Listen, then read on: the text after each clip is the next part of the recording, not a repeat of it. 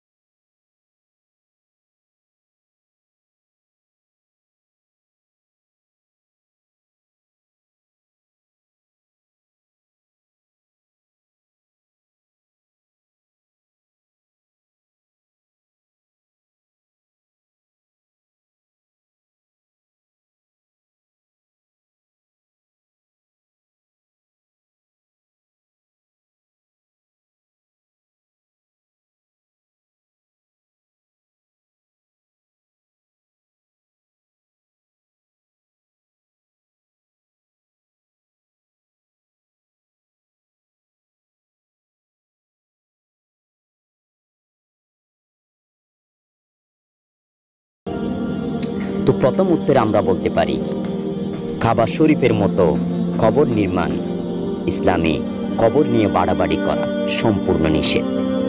তিরমিজি শরীফের হাদিসে এসেছে, ইন্না আশাদ্দান নাসি আযাবান ইয়াউমাল কিয়ামাতি আল্লাযীনা ইউসাউবিরুনা হাযিহি লা'নাল্লাহ যাইদাতিল কুবুরি ওয়াল মুত্তাহিদিনা আলাইহাল মাসাজিদ ওয়াস সুরুজ।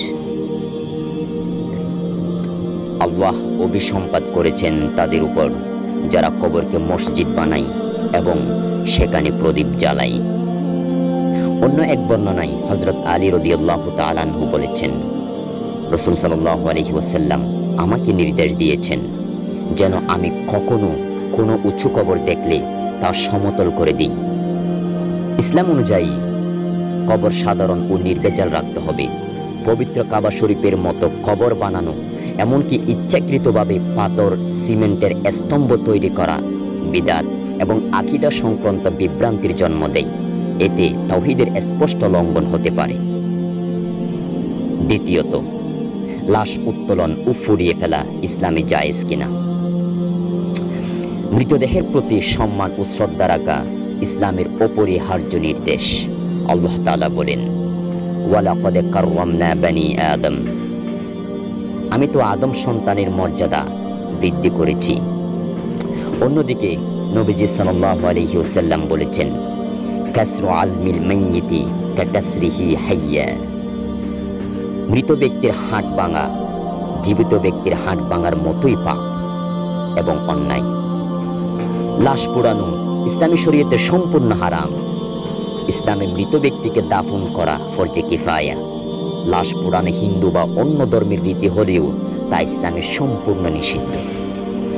ইমাম নাওয়াবি রহমতুল্লাহি আলাইহি বলেছেন, হারকুল মাইয়িত লা ইয়াজুজু ফিল ইসলাম ওয়া হুয়া মিন মুসলাতিল জাহিলিয়া, মৃতদেহ পোড়ানো ইসলাম সম্মত নয়, এটি সম্পূর্ণ জাহিলিয়াতের কুসংস্কার। সত্যের প্রতিবাদ করা ইসলামের শিক্ষা। ভুল কাজের বিরুদ্ধে অবস্থান নেওয়া ওয়াজিব হতে পারে, তবে সে প্রতিবাদ হতে হবে শরীয়ত অনুযায়ী। লাশ পুড়িয়ে দেওয়া কেবল নিষিদ্ধ নয়, এটি হারাম এবং ফাসাদ। যদি কেউ কবর তৈরি করে ভুল করে থাকে, তবে তা সংশোধনের জন্য আইন ও শরিয়া সম্মত পদক্ষেপ নিতে হবে।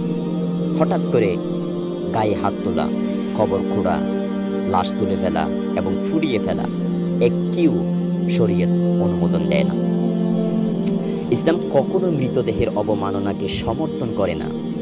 আবার ইসলাম ধর্মীয় শিরক বা বিদআতপূর্ণ কবর নির্মাণকেও ইসলাম অনুমোদন দেয় না।